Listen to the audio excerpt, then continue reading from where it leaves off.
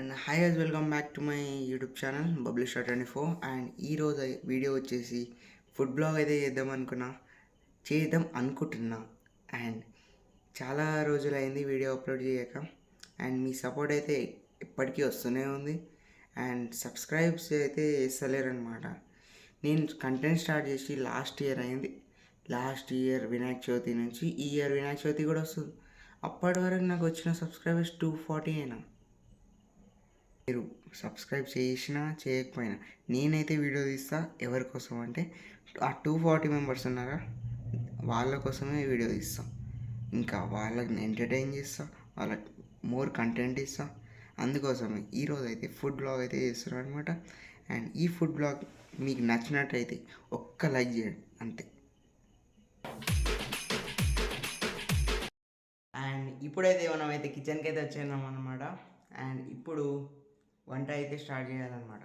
మనం చేయబోయే రెసిపీ మీరు చూసి చేసుకోండి, బాగుంటే లైక్ చేయండి, ఇంకా కామెంట్ కూడా చేయండి. అండ్ ఇప్పుడు చేసుకుందాం పదండి. అండ్ ఇప్పుడైతే మన దగ్గర ఉన్న 1/2 లీటర్ మిల్క్ని అయితే ఇందులో అయితే వేసుకోవాలన్నమాట.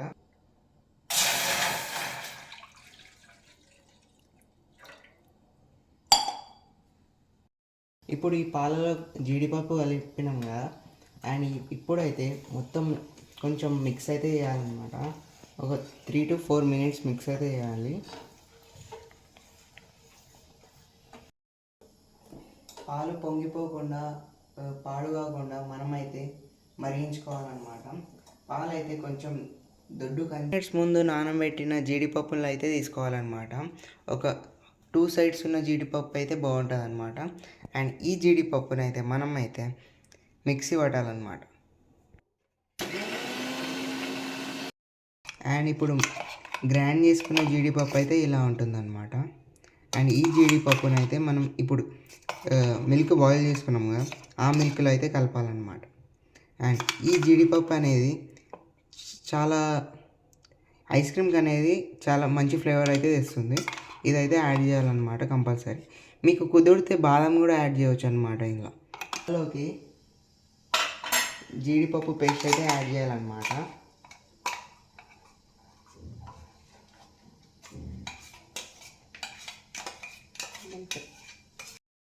ఈ కస్టర్డ్ పౌడర్ని అయితే వేసుకొని ఇట్లా మిక్సీ చేసి ఎల్లో కలర్ వచ్చేంత వరకు మనమైతే మిక్స్ చేయాలన్నమాట. ఇప్పుడైతే ఈ కలర్లోకి వస్తుంది. ఇంకా కన్సిస్టెన్సీ కూడా చేంజ్ అయిందనమాట. అండ్ ఇప్పుడు మనం కొంచెం బెల్లం అయితే తీసుకోవాలన్నమాట. ఇప్పుడైతే మనం కొంచెం బెల్లంని ఇందులో వేసి ఇంకా దీన్ని కూడా ఇందులో పోసేయాలన్నమాట. ఇప్పుడు చూద్దాం.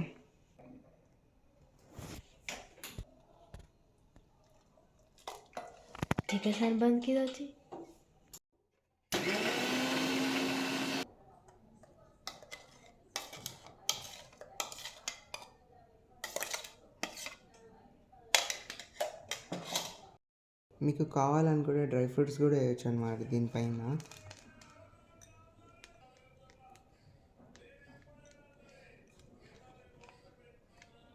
అండ్ ఈ రెసిపీని ఇంకా 8 hours అయితే ఫ్రిడ్జ్లో అయితే పెట్టాలన్నమాట. ఫ్రిడ్జ్లో పెట్టినాక ఇంకా మార్నింగ్ అయితే తెరిచి దీన్ని చూసి ఎలా ఉందో టేస్ట్ చెప్తాను అన్నమాట.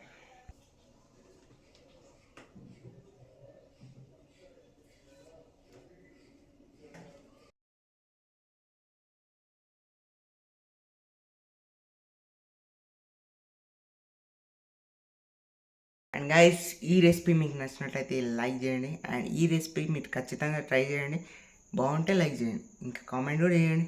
నాకు ఇంకా వీడియోస్ చేయాలని అనిపించాలి కదా. అండ్ ఓకే, ఈ వీడియోతో ఇంతే అనమాట. మరి నెక్స్ట్ వ్లాగ్లో ఏం వ్లాగ్ చేద్దామో మీరైతే కామెంట్ చేయండి. నేనైతే ట్రావెలింగ్ వ్లాగ్ అనుకుంటున్నా, అనంతగిరి అయితే చూపిస్తా. ఓకే, నెక్స్ట్ వీడియోలో కలుసుకుందాం. బాయ్.